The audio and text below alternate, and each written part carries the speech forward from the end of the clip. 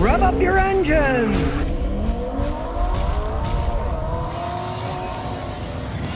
Today on a foggy morning, I'm going to show you how to keep your car from being damaged by water. Because let's face it, water does not mix with electricity. All modern cars have all kinds of electronic stuff that water intrusion can ruin. So, you're going to learn some things you might not have known. They're very simple to do, but it's going to save you a fortune in repairs if you do them. Numero uno is leaking sunroofs. Now, you might not know this, but all sunroofs leak. Let me show you. We'll open this one up, push a little button. The seals on these sunroofs are not perfect.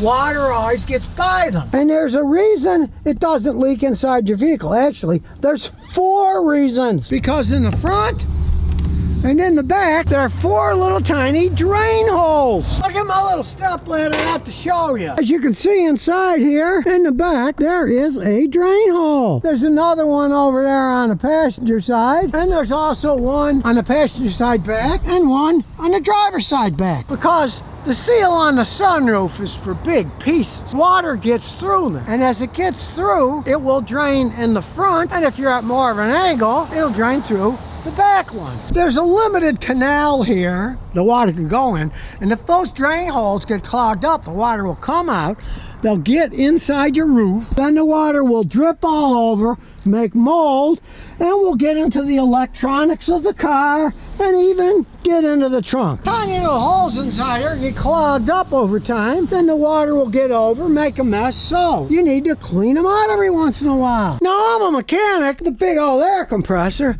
so I just get one of these hoses and I blow it through with compressed air. Now, if you don't have a compressor, you can get one of those dusters, you know, those air dusters that you can use to clean computer keyboards and clean lenses on cameras and stuff, and you can blow with that. But if you don't even have that, just get some wire. Watch this. You just get your wire and feed it through the hole.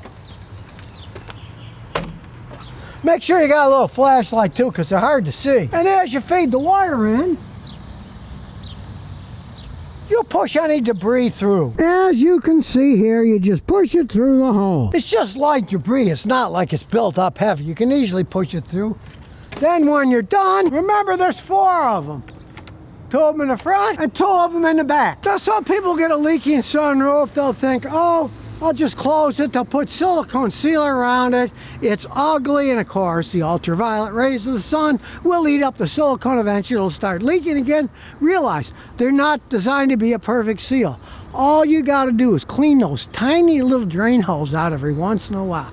You wouldn't believe the number of cars that I fix this way, and you see, you can easily do it yourself.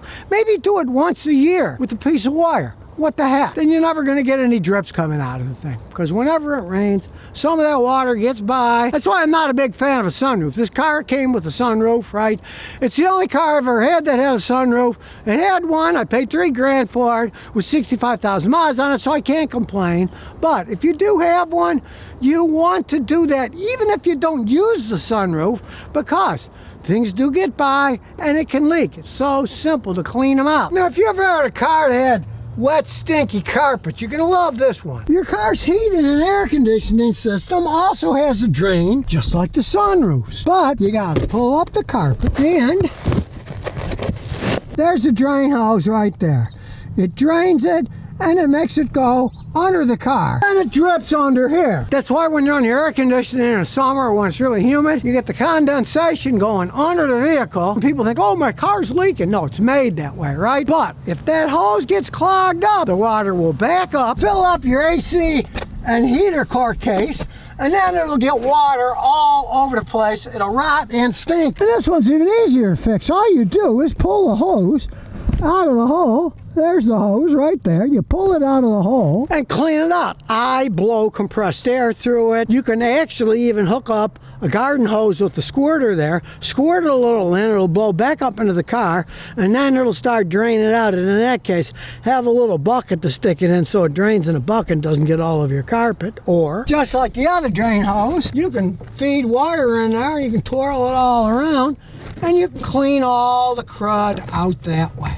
Like I said, just get a little bucket under here to catch the water because it'll come streaming out. Then when you're done, just remember to push it back through the hole so it'll drain onto the vehicle and not inside here. I realize one thing, you might say, oh, in the winter I don't use my air conditioner. Actually you do, because when you put most modern cars in the defrost mode, it turns the AC on to help keep the windows from fogging up, because air conditioning air is super dry. If you just had a heater and no air conditioning in the winter, like I did when I was a kid, but my Opel didn't have air conditioning, the windows fogged up. Didn't even mean I put heat on them because it wasn't dry enough. So you're always running your AC, so you make sure that drain is clean. Now the next thing you want to do to keep water out of your car is realize this: your windows, they're always leaking water. These are not perfect seals. You can see there's holes here, there's holes there. They're not perfect seals. So when it rains, the inside of your door actually has water running through it, and it drains through these drain holes in the bottom of the door. If you ever wonder what they're for. There's a drain hole. There's one there. We go further down. There's another drain hole here. And we go further down. There's another drain hole over here. Especially if you park under trees or any area where a lot of crud gets blown around. They get filled up with gunk. What's up in here can ruin your speakers, electric door locks, and start rusting your door out. And you're going to really notice this when you're cornering. If you corner and there's a bunch of water in it, you'll hear the doors going slosh, slosh, slosh. But again, it's an easy fix. I use compressed air because I'm lazy, but piece of wire will do the same thing. You just feed the wire in a hole, clean it all out. And since it's in the bottom of the hole with the door open, you can just get a hose too and just squirt a bunch of water and rinse it out so all the pieces run through and don't create another little miniature beaver dam that makes the water build up. Very easy thing to do, but most people don't ever think of it. Leaves and debris can get sucked in through your air vent system, and when they clog up, worst of all worlds happens. There's little canals that go through inside to make the water go out through the fenders. If they fill up, it will get water in your dash, destroy computer systems. Many computers are up there, relays. You don't want that to happen. So just like your windows on the doors, your fender's got a drain hole too. Get a piece of water, you can clean it up. These will often fill up because the leaves will get stuck inside here. And the same thing, you can clean it out, then you can get a hose and squirt it in and clean all the rest of it off. It's very easy to do. And the last word of advice I'm going to give you is this: your vehicle is not a submarine, right? It doesn't have an airtight center with an outside so you can go under the water, right? Now with the truck, they're pretty high. You really don't have to worry that much about going through a little bit of flood water, right? Of course, that's another story with a sedan that isn't that high up, right? Even the Matrix isn't all that high. So you don't want to drive your car through any kind of deep water. Generally, you don't want to go in water that's any deeper than midway of your tire. And even if it's midway to your tire, you want to go slow because there's wakes. And I was in Houston once, and a guy almost finished my car off because I'm going real slow, right? Up about mid of the tire, driving slow. Guy comes by in a big old four-wheeler making these giant wakes.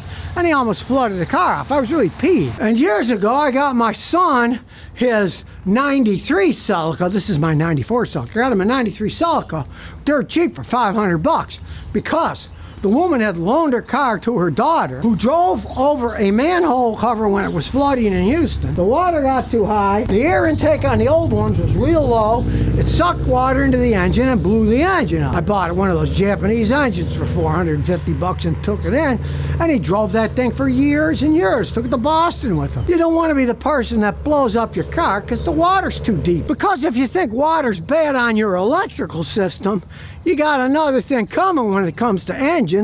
Engines suck in air, a little gas is sprayed and it ignites. Instead of air, if they suck in water, the water doesn't compress very well. It compresses, I guess, 2% or something. But when the piston goes up and there's all that water and the valves are closed, that something's got to give, right? And the water's not going to give. It might compress 2%, but that's it.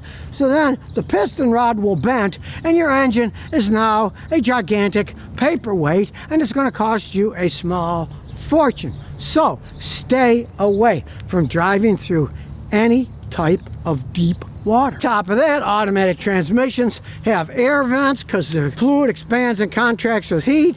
And if you go under the water, the air vent will start bubbling. Water will get inside your transmission, and water destroys automatic transmissions too. So stay away from deep water. It can save you a small fortune in the long run. I mean, look, this car is now 18 years old. It still looks like new. It's not rusted. Why? Because I keep water from getting in and destroying things. And if there's anything you can learn in life, and that's an ounce of prevention is worth about a ton of cure. Especially when the prevention costs almost nothing and the cure costs maybe another engine, maybe another car.